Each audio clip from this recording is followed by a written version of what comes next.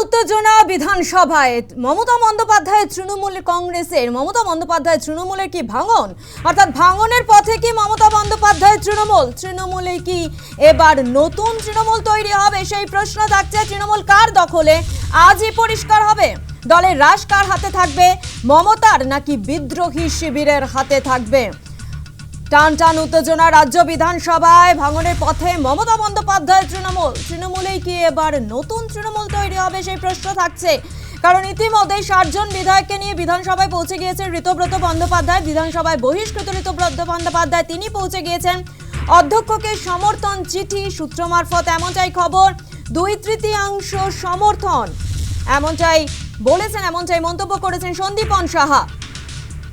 টানটান উত্তেজনা রাজ্য বিধানসভায়।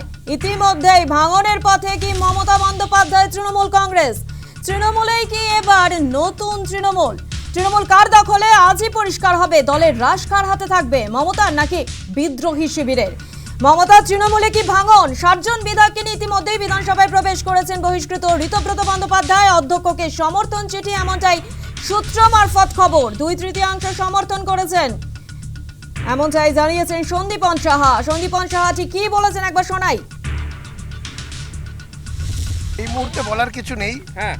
আমরা বিধায়করা মিলে একটি মিটিং ডেকেছি, সেই মিটিংটা আমরা করি, করার পরে যা বলার মিটিং এর পরে বলবো। আজকেই তার মানে সই সহ তোমরা জমা দিতে চলেছো? এখন কিচ্ছু বলবো না, এখন কিছুই বলবো না, আমাকে যেতে দিন প্লিজ।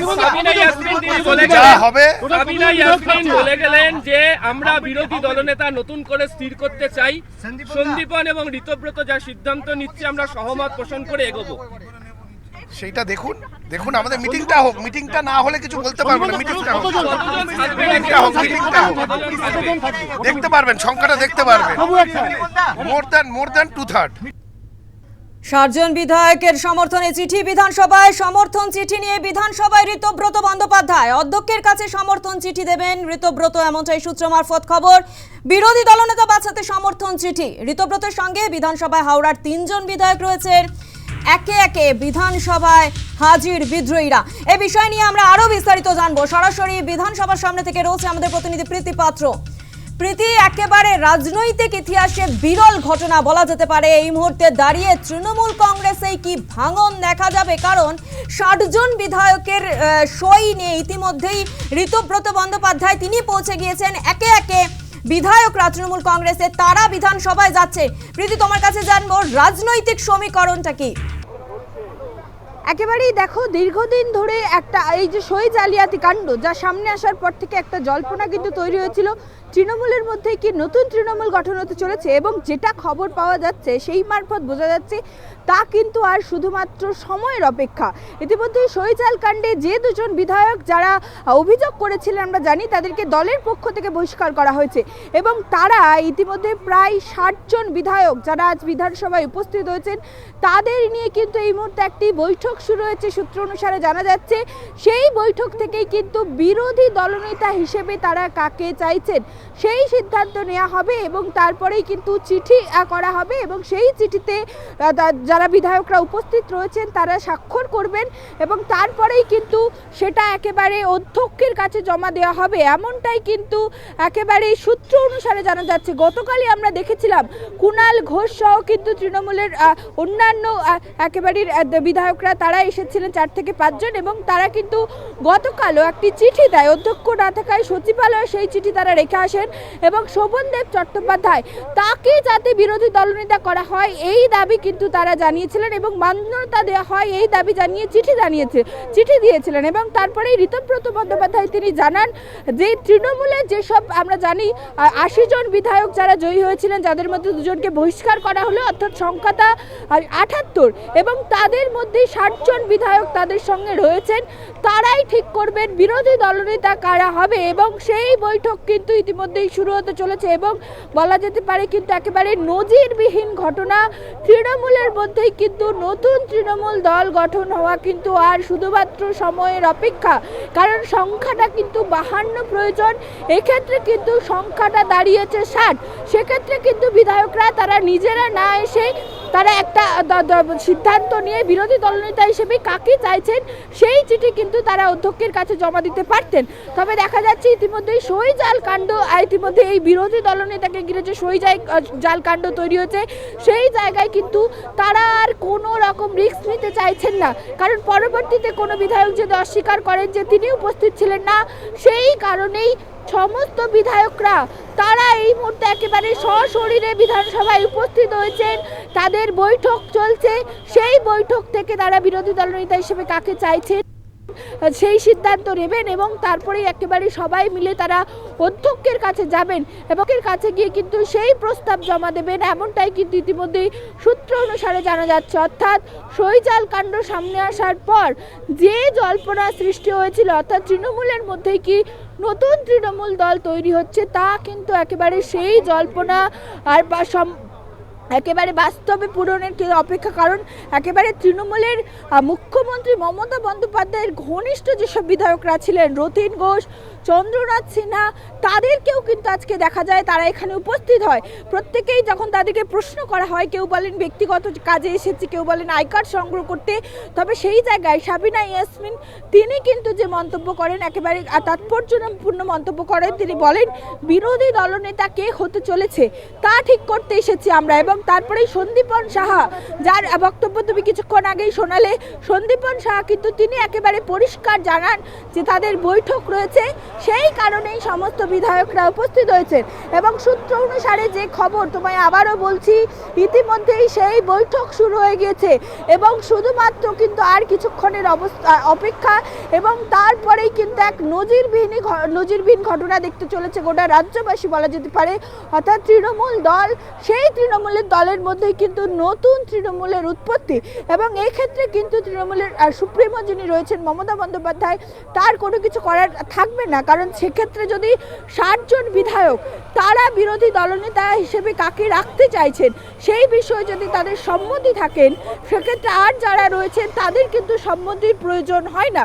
ফলে সেক্ষেত্রে কিন্তু এই যে 60 জন বিধায়ক তারা নতুন করে যে দল তৈরি করছে তৃণমূলের, তাদেরকে কিন্তু স্বীকৃতি দেওয়া হবে, এমনটাই কিন্তু অফিসিয়ালি জানা যাচ্ছে। ফলে শুধুমাত্র কিন্তু আমি আবারও বলছি আর সময়ের অপেক্ষা, আর কিছুক্ষণের মধ্যেই গোটা বিষয়টা একেবারে পরিষ্কার হবে।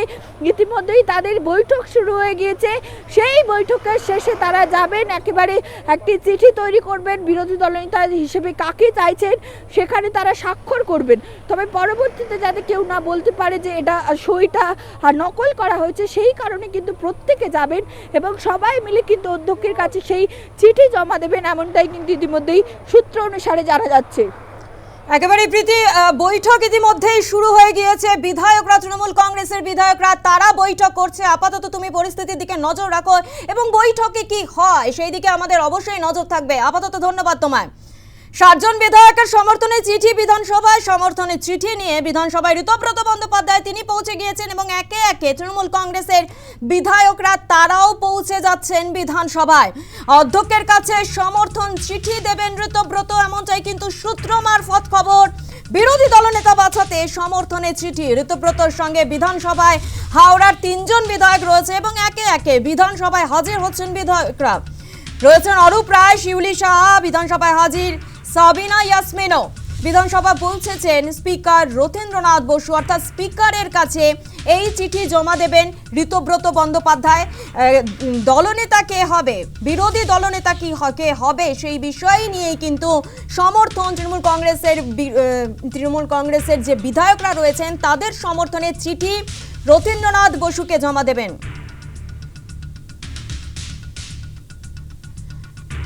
এবার আপনাদের দেখাবো যে গতকাল কুণাল ঘোষ তিনি বিধানসভায় গিয়েছিলেন এবং চিঠি জমা দিতে গিয়েছিলেন রথীন্দ্রনাথ বসু অর্থাৎ স্পিকারের কাছে। যদিও স্পিকার ছিলেন না, তাই সেই চিঠি টেবিলেই তিনি রেখে চলে আসেন। সেই ছবি আপনাদের দেখানো হচ্ছে, দেখুন সেই চিঠি দেখানো হচ্ছে। গতকাল কুণাল ঘোষ গিয়েছিলেন, কুণাল ঘোষ তিনি রথীন্দ্রনাথ বসু অর্থাৎ বিধানসভার স্পিকারকে চিঠি জমা দিয়েছিলেন, কিন্তু সেই চিঠি রথীন্দ্রনাথ বসু তিনি ছিলেন না। সেই চিঠি শেষ পর্যন্ত টেবিলে রেখেই চলে আসেন কুণাল ঘোষ। 60 জন বিধায়ককে সমর্থনে ইতিমধ্যেই বিধানসভায় যাচ্ছেন ঋতব্রত বন্দ্যোপাধ্যায় পৌঁছে গিয়েছেন। একে একে বিধায়করা তারা পৌঁছে যাচ্ছেন। গতকাল কুণাল ঘোষ গিয়েছিলেন। আমি গেছিলাম আমার অফিসিয়ালি কাজে, তোমাদের কফিও দিব না আমি।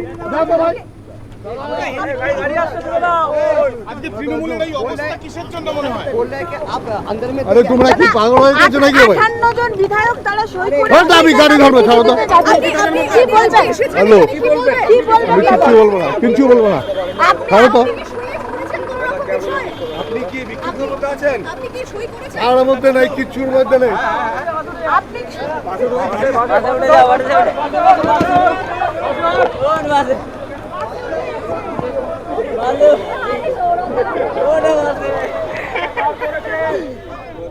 রাজ্য বিধানসভায় বিধায়করা, তৃণমূল কংগ্রেসের বিধায়করা একে একে পৌঁছে গিয়েছেন। অধ্যক্ষের কাছে সমর্থন চিঠি দেবেন ঋতব্রত বন্দ্যোপাধ্যায়। অর্থাৎ তৃণমূলে কি ভাঙন, মমতা তৃণমূলে কি ভাঙন দেখা যাবে এবার? নব্য তৃণমূল কি এবার তৈরি হবে, সেই প্রশ্ন কিন্তু ইতিমধ্যেই থাকছে। বিধানসভার বাইরে একেবারে টান টান উত্তেজনা। 58 জন বিধায়কের সমর্থনে চিঠি বিধানসভায়, সূত্র মারফত এমনটাই খবর। অধ্যক্ষের কাছে সমর্থন চিঠি দেবেন ঋতব্রত বন্দ্যোপাধ্যায়। বিরোধী দলনেতা বাঁচাতে সমর্থনে চিঠি। ঋতব্রতর সঙ্গে বিধানসভায় হাওড়ার 3 জন বিধায়ক রয়েছে। একে একে বিধানসভায় হাজির হচ্ছেন তৃণমূল কংগ্রেসের বিধায়করা এবং সেখানেই রয়েছেন অরূপ রায়, রয়েছেন শিউলি সাহার মতো একেবারে প্রবীণ রাজনৈতিক বিধায়ক যারা ছিলেন, অর্থাৎ দীর্ঘদিন ধরে যারা তৃণমূল কংগ্রেসের সঙ্গে যুক্ত ছিলেন, তারা কিন্তু একে একে পৌঁছাচ্ছে বিধানসভায়।